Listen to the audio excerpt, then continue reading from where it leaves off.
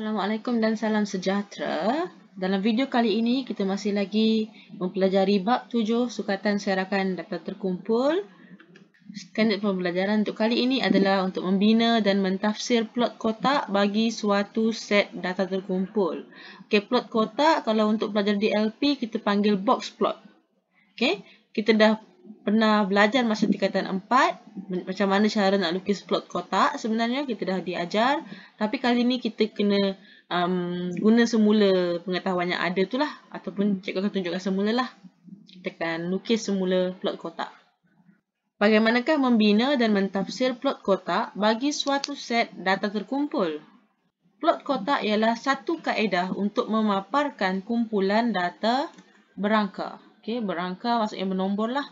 Berdasarkan 5 nilai yang kita perlukan, nilai minimum, kuartil pertama, median, kuartil ketiga dan nilai maksimum. Median di sini adalah sama juga dengan kuartil kedua ya. Kita perlukan 5 nilai ni untuk kita membina plot kotak, box plot. Bentuk taburan data juga dapat dikenal pasti melalui plot kotak. Yang sebelum ni kamu dah belajar, bentuk taburan kita ada simetri, pencong ke kiri, pencong ke kanan, okey, ataupun skewed untuk pelajar DLP. Ini adalah bentuk plot kotak, box plot kita, di mana di bawah ni kita kena nyatakan nilai-nilainya. Okey, untuk yang ni di bawah dia kita kena nyatakan dia punya nilai minimum. Hujung ni kita kena nyatakan berapa nilai maksimum.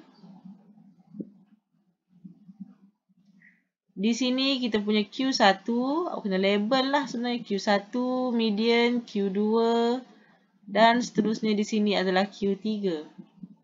Okey, untuk box plot mesti ada bentuk kotak tengah-tengah ni. Plot kotak ni lah kotak. Dan kena ada garisan untuk mewakili dia punya Q2, median. Dan kamu perhatikan sebenarnya daripada 100% data, kita bahagikan data ini menjadi 4 bahagian. Setiap satu bahagian itu adalah 25%, sebab tu kita panggil dia kuartil, sukuan. Sukuan pertama, sukuan kedua, ketiga dan keempat. Ya. So, kita setiap satu sukuan itu 25%. Okey.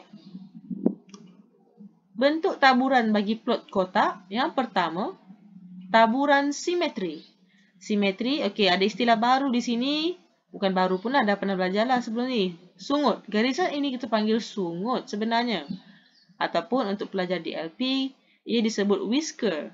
So, kalau ada dua-dua, kita sebut whiskers lah, plural. Okay? So, macam cikgu sebut tadi, Q1, Q2 dan Q3. Ini adalah simetri di mana jarak sungut ini dengan Q1 dan sungut daripada maksimum ke Q3 sama panjang. Dan kita punya jarak di dalam ni box kotak kita pun sama panjang juga. Okay? Sama simetri semua. 25%, 25, 25. Okay? Simetri.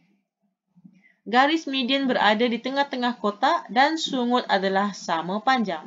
Okey, ini kita panggil taburan simetri. Yang seterusnya, kita ada taburan pencong ke kiri dan pencong ke kanan. Okey, kalau pencong ke kiri, sungut dia ni lebih panjang di bahagian kiri.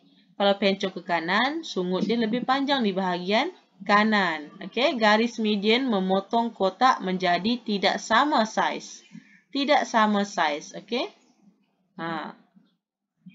Jika bahagian kiri kotak lebih besar, maka taburan data ialah pencong ke kiri. Okay, kotaknya lebih besar. Kita akan tengok kotak dululah. Kotak lebih besar, belah kiri itu pencong ke kiri. Next kita tengok juga, perhatikan dia punya sungut belah kiri pun panjang. Kalau bahagian kanan kotak itu lebih besar, maka taburan pencong ke kanan. Sama juga dengan keadaan sungut di belah kanan dia lebih panjang. Okay? Sungut kiri dan sungut kanan mewakili skor di luar median.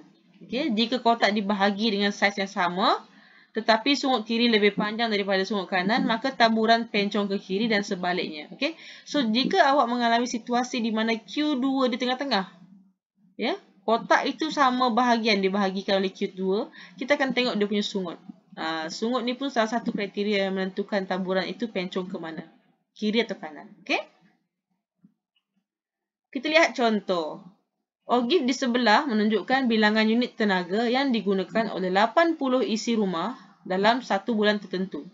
Dalam soalan, dia akan bagi tahu berapa nilai N di ayat ini. Ini adalah nilai N. Dia bagi tahu 80, maksudnya kumulatif ataupun longgokan dia mesti 80. Ini adalah N. Soalan mesti ada nyatakan. So, kita biasakan diri kita, ambillah highlighter ke, pen ke, pensel ke, kita gariskan. Tandakan. So, ini kita punya N. Okay, ini kita punya N. 80 isi rumah. Dalam satu bulan tertentu. Tak tahulah kita ni bulan apa. So, dia minta kita bina satu plot kotak berdasarkan OGIF tersebut. OGIF yang ini dia bagi kita kena lukis, terjemahkan menjadi satu plot kotak, box plot. Seterusnya, nyatakan bentuk taburan bagi data tersebut. Okey, mari kita lihat macam mana caranya.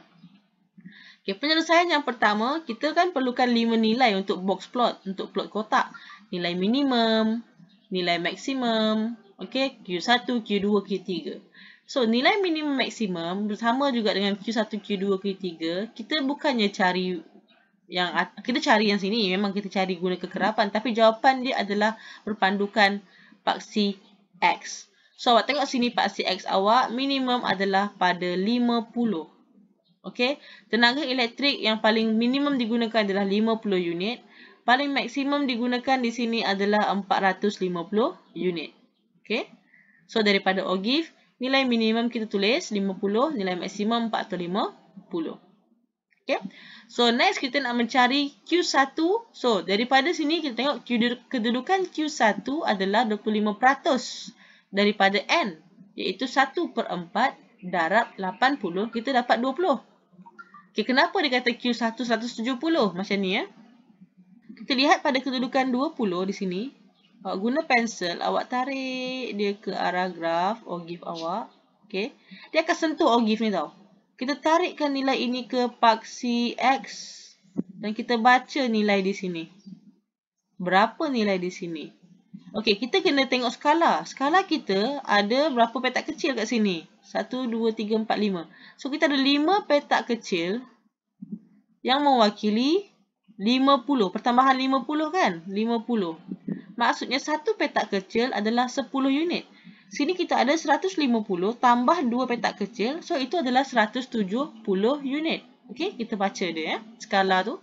Sebab tu Q1 kita 170. Next, kita cari Q2. Q2 adalah 50% daripada 80. Ataupun 1/2 daripada 80. Kita dapat 40 kat sini. So, kita pun tarik. Kita pun tariklah daripada 40 ni. Pergilah ke graf kita. Okey. Dan kita pun turunlah ke bawah. Oops. Awak kena guna pensel dan pembaris ya. Dia sebenarnya di tengah-tengah antara kotak ni. So, daripada 200, kita bertambah lagi 2.5 petak. Ya, 2 petak setengah ya. Itu bermaksud 25 unit pertambahan daripada 200. Sebab tu jawapan dia 225 untuk Q2. Lepas tu, kita cari Q3. Q3 adalah 75% daripada N. Ataupun 3/4 darab 80. Kita dapat 60. Sama macam tadi. Kita pergi dekat 60 ni. Tertarik. Dia pergi ke graf OGIF awak. Guna pembaris ya. Jangan freehand macam cikgu ni. Okay, tarik ke paksi X. Tengok tu. Alamak. Cik. Baik kau macam ular kena palu. So, di sini kita ada 1, 2, 3 petak kecil. Kita ada 3 petak kecil. Kita kena tambah dengan 250. 3 petak kecil ni mewakili 30 unit lah. So, 30 tambah 250 tu kita dapat 280. So, kita dah dapat ke 5 nilai kita ni. 50, 450, 470, 225 dan 280. So, sekarang kita dah boleh lukis plot kotak. So, ini nilai kita. Macam mana cara nak lukis? Kita kena gunakan skala yang sama seperti OGIF. Okey? OGIF kita tadi, skala kita start 50 sampai 450, dia guna selang 50-50. Kita kena guna skala yang sama. Okey? Bila dah guna skala yang sama, kita lukis kat kata graf.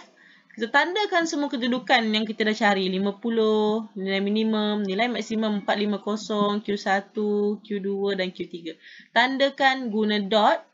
Okey? Lepas tu kita sambungkan seperti ini ya. Kita tandakan guna dot 50, kita tandakan. Kita tanda 450, tandakan Q1, okey, 170, Q Q2 ni kalau nak tanda pun boleh, tak ada masalah. Contoh awak tanda kan, tak ada masalah. Ya. Q3 kita tandakan. Kita sambungkan sungut dia. Nilai minimum kita sambungkan. Ya. Nilai minimum dan kuartil pertama kita sambungkan. Macam ni. Dan kuartil ketiga dan nilai maksimum kita sambungkan. Sungut dia. Lepas tu kita lukiskan kotak ni. Kotak ni awak ikutlah luas, tinggi kotak tu berapa. Ikut mana yang sesuai. Okay. Jadilah kotak. Dan letakkan garisan pada Q2. So, inilah kita punya plot kotak. So, kita punya bentuk taburan. Data mempunyai taburan yang sedikit pencong ke kanan. Kalau kamu perhatikan, kita punya kotak ini sama panjang. Kotak kita ni sama panjang. Okay?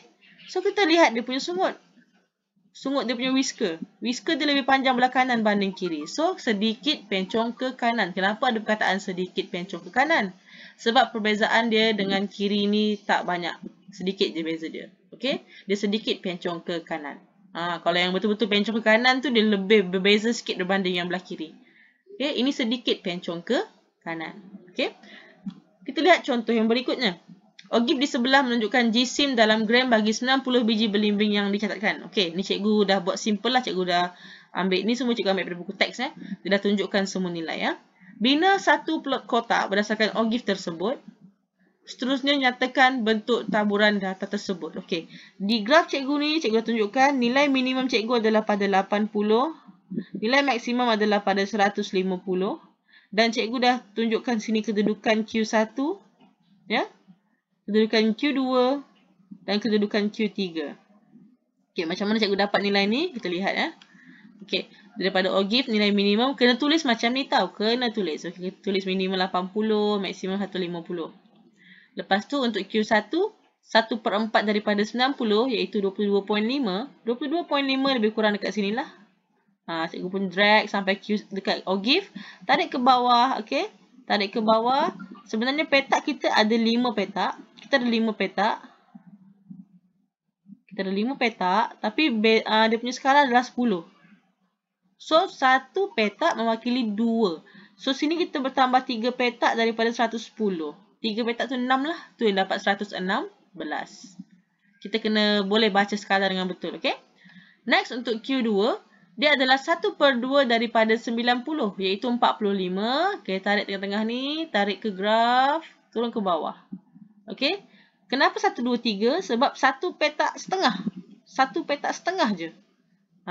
Tak sampai ke 2 petak. Setengah je. So, 120 tambah 3 lah. Tu yang 123. Next, untuk Q3, 3/4 daripada 90, kita dapat dekat 67.5. Tarik daripada graf, turun bawah, 128. Sebab kita ada 4 petak ni. 4 petak daripada 120, 128 lah. Okay, so dapat nilai ni semua. Okay, dah dapat. Kita boleh lukis kita punya plot kotak. Okay, kita pun tandakanlah dot untuk minimum, maksimum, Q1, Q3. Okey, nak juga bulat untuk Q2. Boleh, tak ada masalah. Letak je lah. Okey, lepas tu kita lukiskan sepetak ni dan juga sungut-sungut, jangan lupa. Awak perhatikan bentuk kita punya plot kotak. Kiri ini lebih panjang. Dan dalam kotak kita pun, dia tak simetri. Kiri dia lebih besar. Ya. So, kita lukis guna cara yang sama. Kotak ini mempunyai taburan pencong ke kiri kerana bahagian kiri plot kotak lebih besar, ini lebih besar daripada bahagian kanan plot kotak. Kalau awak nak tambah juga dan sungut belah kiri dia lebih panjang berbanding sungut belah kanan pun boleh, tak ada masalah. Okey, macam ni sahaja. Okey, sangat mudah ya. So, kesimpulan untuk pembelajaran hari ini, untuk melukis plot kotak kamu perlu mencari berdasarkan ogif, nilai minimum, nilai maksimum, sangat mudah. Awak terus tengok je dekat paksi X. Julat antara kuartil iaitu Q1, Q2 dan Q3. 3 jenis taburan yang awak dah belajar. Taburan simetri, pencong ke kiri dan pencong ke kanan. So, simetri dalam kotak dia semua sama besar dan sungut dia sama panjang. Kalau pencong ke kiri, dalam kotak yang belah kiri lebih besar dan sungut belah kiri panjang. Ataupun sungut belah kiri panjang. Kalau pencong ke kanan, saiz kotak belah kanan lebih besar ataupun sungut belah kanan dia panjang. Okey? Itu sahaja. Sangat mudah untuk hari ini. Cikgu harap video kali ini sangatlah bermanfaat untuk kamu dan boleh membantu kamu menjawab soalan. Okay, thank you for watching. Bye. Dan jangan lupa like dan subscribe. Bye.